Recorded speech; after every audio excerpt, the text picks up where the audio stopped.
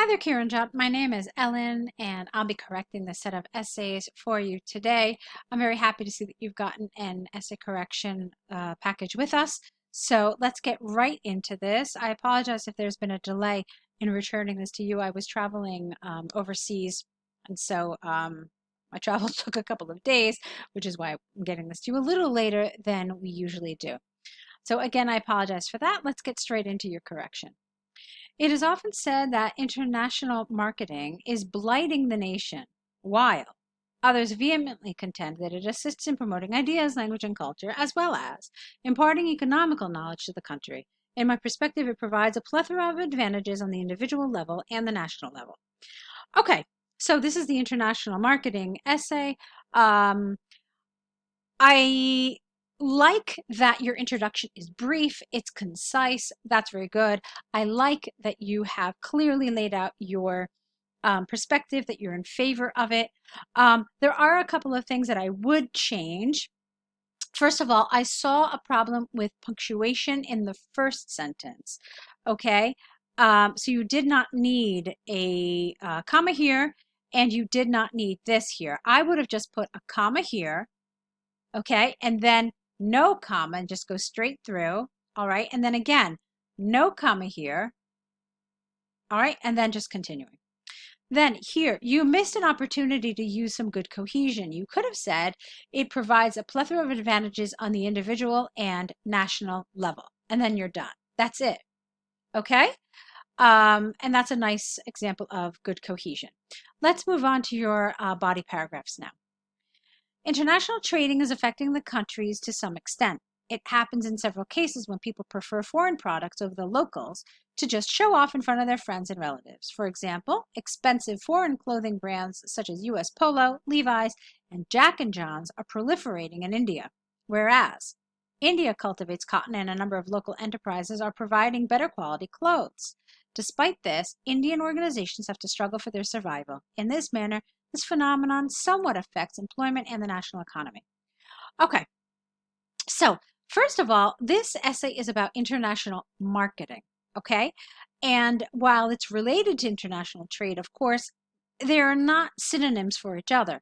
So what you've talked about here in this paragraph is international trade, and it's not international marketing, okay? So that means that this is somewhat off topic.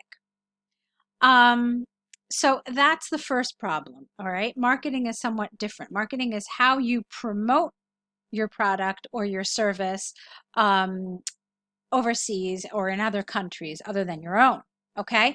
So how you promote it. So it's the promotion that we're talking about and not so much the products themselves, okay? Then let's assume that this paragraph is correct, and let's look at some of the other issues affecting it. So, grammar. International trade affects many countries to some extent, okay? So that would have been more correct rather than this present continuous here and the use of the word the. And then this was fine. And this was fine too, but again, you did not need the semicolon and the comma here. You could have just put a comma and then continued, whereas India cultivates, etc., etc., etc. Okay? And then this is fine. However, you had a really interesting statement here. This phenomenon somewhat affects employment and the national economy. I think that this is an idea that really deserves some extension. I think you should have continued explaining to us how it affects the national economy, how it affects employment.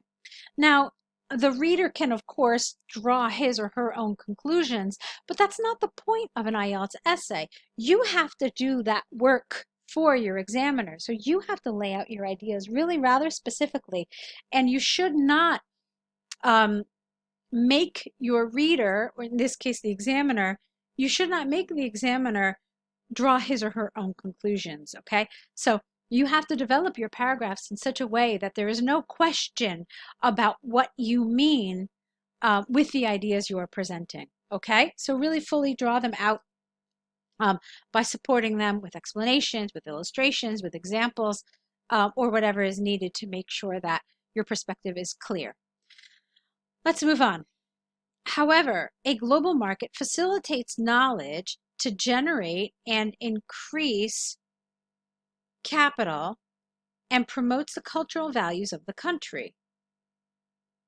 A global market facilitates knowledge to generate and increase capital and promotes the cultural values of the country. All right, I'm not sure I understand what you mean. Do you mean global marketing facilitates this, or a global market where I'm not really sure what you're trying to say here? It's unclear. So, foreigners gather information regarding the culture and language of the country to incline the turnover of their organizations. Or incline is the wrong word. You really want to increase. And I'm not sure what you mean by turnover. Do you mean the profit? I think that would have been a better word than turnover, because turnover has other meanings as well, and it's not clear what you mean here. Alterations in the flavors of kurkur, according to Indian taste, is the most suitable example here. I don't know what this means. Alterations. I think you mean changes, essentially. I'm not really sure what this is. Evidently, foreign brands pay heavy taxes to the nation. On top of that, local businesses can sell products or services inspired by other nations. For instance, Indo-Western dresses are in high demand among modern men and women, which is a $1 million fashion industry influenced by Indian and Western clothing. All right, so I'm a little confused here. You told us that the flavors of kurkur are the most suitable example, but you're assuming that we know what you're talking about, and you really shouldn't. Bear in mind that IELTS essays are increasingly being sent overseas for correction, so you cannot assume that your reader knows what you're talking about here, okay? Like, for example, I don't. So you really have to make it absolutely clear. This is another example of how your support needed to be expanded upon, okay? So you needed to explain to us what it is you're talking about and how this is related to your main arguments, okay? And then here, I'm not sure what you're talking about. Foreign brands pay heavy taxes. Again, you've got these ideas, but they're clear only to you. They're not clear to your reader. So how is this idea of heavy taxes related to international marketing? How does it show that it's an economical way of education, of spreading ideas, language, and culture? Okay, so all this is really not clear. Let's see. Okay, so yeah, this paragraph needed a little work. Let's look at your conclusion. In the final analysis, despite a few drawbacks, international businesses disperse the language and culture of the place and provide monetary education. No, that's not what is meant by economical. You see, what they're doing here is they're testing your vocabulary in a somewhat indirect way. When they say an economical form of education, they mean an inexpensive. All right, it's different than economic. All right, so maybe that's what you meant by the heavy taxes, but no, not monetary education. This is not what they're talking about. So this is a misreading of the language of the task, okay? In my opinion, this trend is extremely beneficial for the folks and the nation. All right, folks is really, it's really informal, so avoid it in your essay. Thereby, we should support worldwide marketing. Okay. So as you can see, there are a handful of good things happening with your essay, but there are also some weaknesses that you really need to work on, like the extension of your ideas. I would have to say that's probably the biggest weakness. You need to support your ideas, okay? Each paragraph should not have more than 2 main ideas, and each one of those needs to be really well supported, okay? So that's the first thing that I want to talk about. And then there were some problems with vocabulary that we've already talked about. So I know that you've also sent us a task 1, so let's go straight into that. So let's look at your, all right, this is the English and Homestay letter. Let's see what you wrote. Dear Mr. Smith, I am obliged for providing me a room at your home for a year as a paying guest. I am writing to inform you that I am coming to the United Kingdom for my English and Homestay program at Lambton University, Birmingham, next month. Okay, let's talk about this a little bit. I see that you are using the right structure for a formal letter. This is a formal letter, okay? I would have changed things around. What is a homestay? Essentially, you don't pay the family, but you're paying the program itself, and the program then finds you a home to stay in. So it's not like you're paying Mr. Smith, okay? Um, you're probably paying the university or whoever's running this program, and then they are giving Mr. Smith and his family some sort of a stipend. Okay, that's usually how a homestay works. So this felt a little inappropriate, but that's not so much the problem. Remember that in a formal letter, the first sentence is usually the reason for your writing. Okay, so I would have put this one first, and then I think a good thing to do would have been to thank the Smiths, okay, or Mr. Smith. Also, don't forget that you're supposed to introduce yourself. Right now, I have not seen an introduction yet.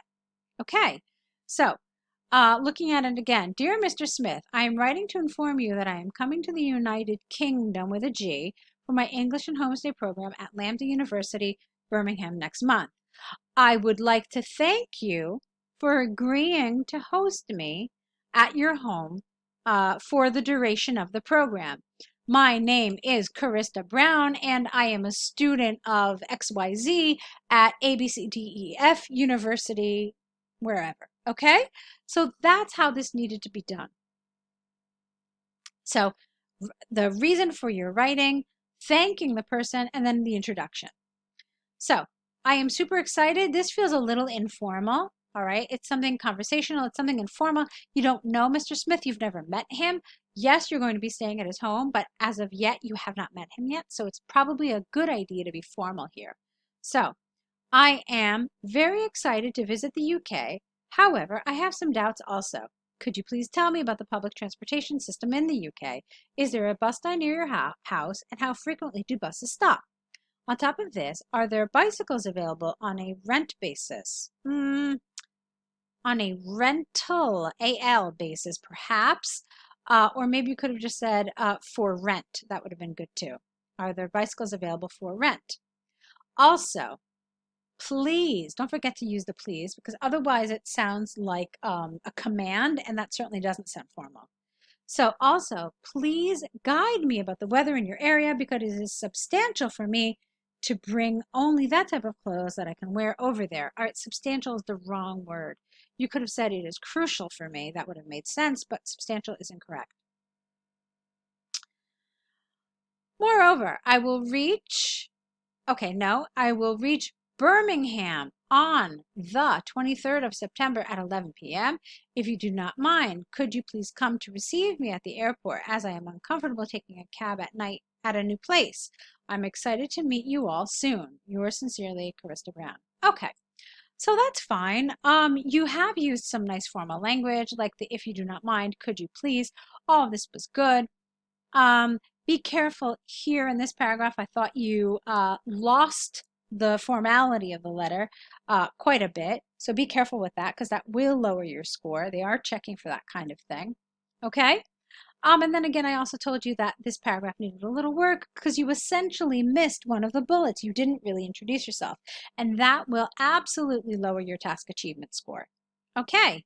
So some good elements of your writing. I see lots of really nice strong points, but there is work that needs to be done.